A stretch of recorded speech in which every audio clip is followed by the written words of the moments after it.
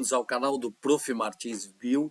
Estamos trabalhando com a prova da FUVEST 2025, primeira fase, prova V1, analisando agora a questão 71. Aumenta nos laboratórios brasileiros a presença de bactérias resistentes a antibióticos. A disseminação de bactérias resistentes a antibióticos é um pesadelo mundial. Ela avança rapidamente e representa uma ameaça a uma das maiores conquistas da medicina moderna, a capacidade de eliminar infecções. Sem antibióticos eficientes, fica quase impossível realizar cirurgias, transplantes e outros tratamentos em segurança.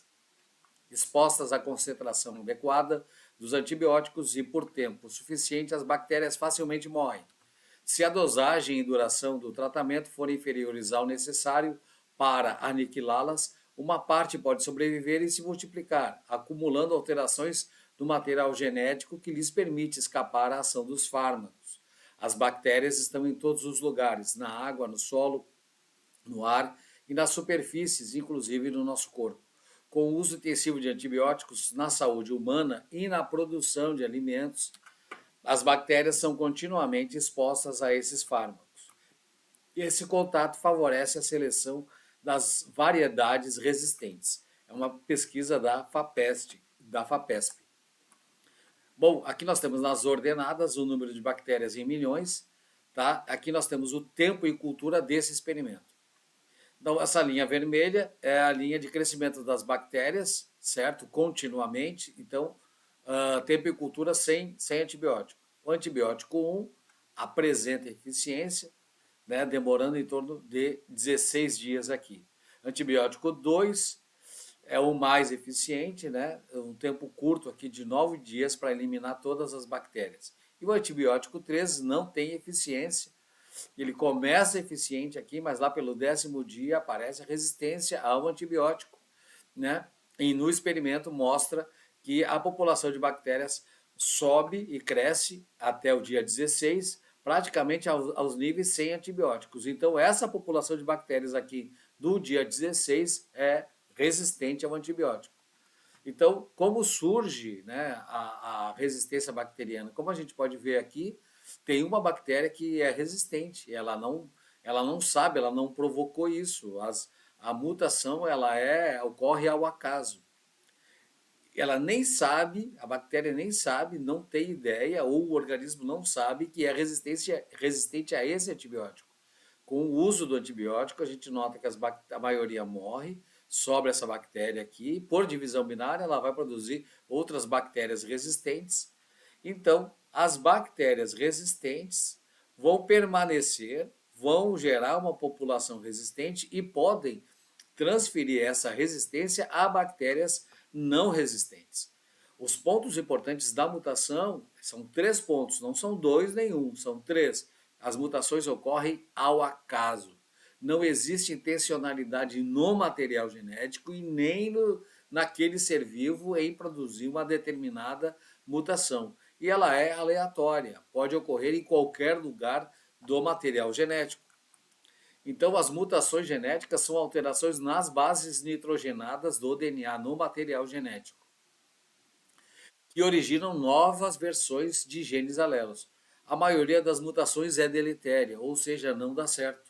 É como se a gente falasse assim, olha, esse motor aqui está funcionando, eu vou tirar essa peça inteira e aí eu vou ver o que acontece. Vou substituir por uma peça de plástico, por exemplo.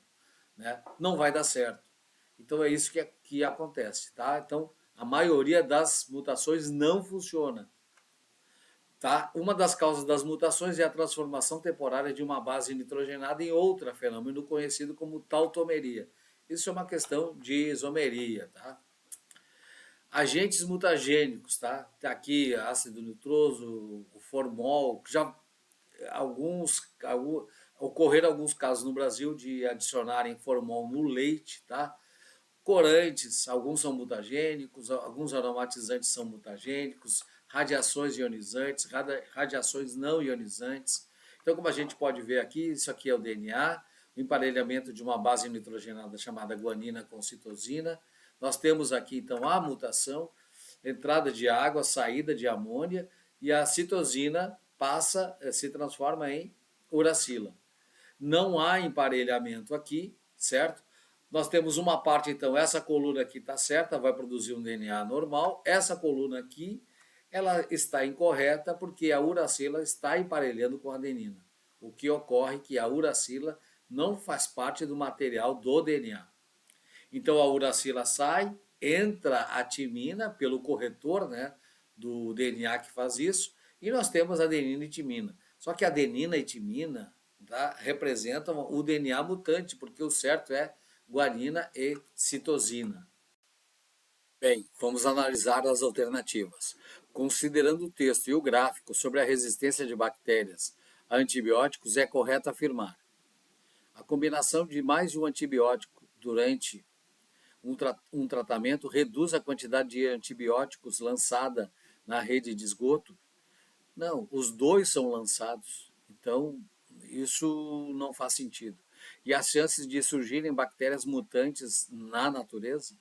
Não, essa alternativa ela está errada. Tá? E esse procedimento também não vai garantir que outras drogas sejam lançadas na rede de esgoto. Então, letra A está errada. Para reduzir as chances de seleção de bactérias resistentes, olha só, é necessário aumentar a concentração de antibióticos presentes na natureza e matar as bactérias patogênicas livres. O que vai realmente diminuir as bactérias resistentes é usar o antibiótico correto para determinada bactéria.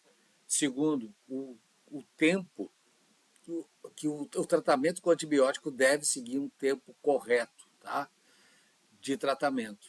Isso é que vai diminuir as bactérias resistentes na natureza. Letra C. Mutações aleatórias que acontecem nas bactérias associadas à exposição prolongada a antibióticos contribuem para a seleção de bactérias resistentes a antibióticos? Sim, isso é verdade. Então a letra C está correta, certo? Então, mutação aleatória e a exposição prolongada a antibióticos. O uso indiscriminado de antibióticos é um problema. Letra D, então, vai estar errada, mas vamos ver o que está errado. O antibiótico 3 será eficiente nas mesmas concentrações utilizadas no experimento para tratar infecções causadas pelas linhagens de bactérias presentes no dia 16 de cultivo. Bom, as bactérias resistentes no dia 16 já são bactérias resistentes, então não vão funcionar. Então a letra D está errada. Letra E. Dentre todos os antibióticos testados, o 2 é o mais eficiente para combater a bactéria do experimento relatado, enquanto o 1 é o menos eficiente. Vamos ver se o 2 é mais eficiente. Está aqui, o antibiótico 2 realmente é o mais eficiente, lá pelo 9º dia do experimento, né, do tempo de cultura, as bactérias são eliminadas. Há um crescimento discreto aqui no início, mas uma redução rápida das bactérias. Então essa parte ela está certa. E o 3? O 3 é o menos eficiente, tá? O 3 é o menos eficiente. O 1, ele é eficiente, certo? Mas só tem eficiência no tempo em cultura a partir de até o dia 16, tá? Então o 2 é o mais eficiente, o 1 também é eficiente, mas demora um pouco mais, e o 3 é o menos eficiente, então também está incorreto. Valeu, até mais!